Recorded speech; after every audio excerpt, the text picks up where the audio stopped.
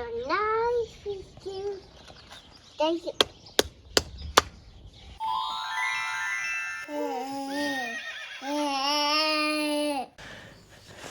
I'm Lou and this is Lily-Roe, and welcome back to another episode of Little Lessons from Lily-Roe, Toddler Wisdom for Forest School.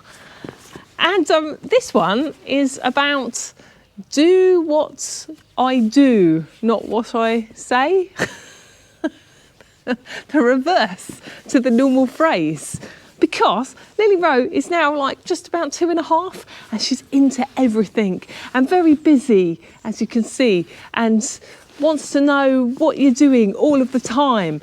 And I've been doing some tool work out in the garden and I noticed her copying me with her plastic knife. She had her little plastic knife and she was battering with a little mallet that I had made her.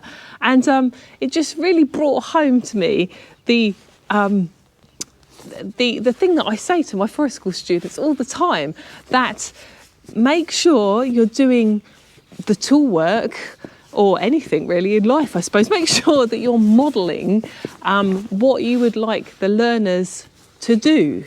So do what I do, not what I say, is definitely the lesson here that I've learnt. Because I know when we're using tools as adults, it can be so easy to go, oh, I'll just do this bit, or I'll just do that bit. Talking about safe tool use.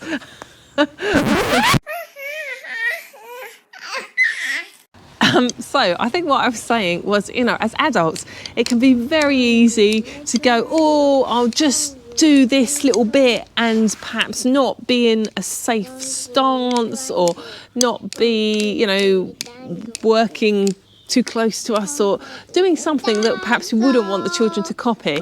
And, we sometimes blag our way through it. I know I've done it, particularly, when I'm at home in the garden.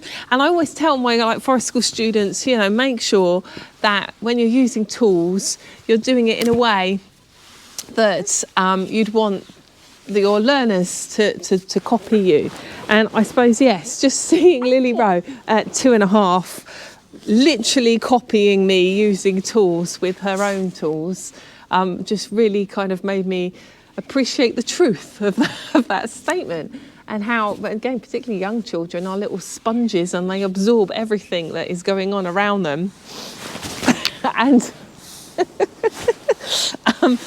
and I guess, the lesson doesn't just stop with tool use, they absorb everything.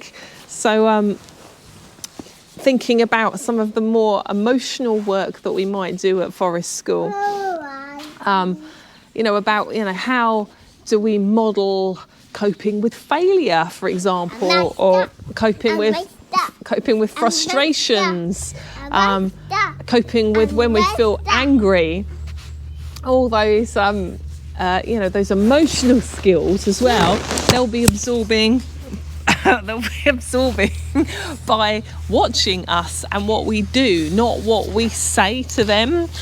And I know that there are many sort of, behaviour management strategies and techniques that use certain dialogues and certain scripts.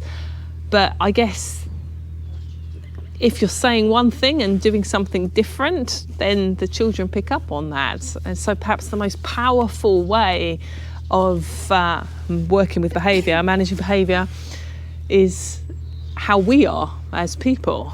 Whether that's behaviour in terms of how you use a tool or behaviour in terms of how we cope with frustration, we are the model that they will then base their actions and behaviours on. So there you go, a little thing to think about as a practitioner or as a parent out there. The children will copy what you do, not what you say. What do you think about this? Do you have any tips for modelling certain skills or emotional literacy type stuff? Let me know in the comment section below. If you've enjoyed this video, do give us a thumbs up and consider subscribing to our channel so you can join us again in the woods or the garden next time. And thanks for watching. do what I do and not what I say is worth remembering every day.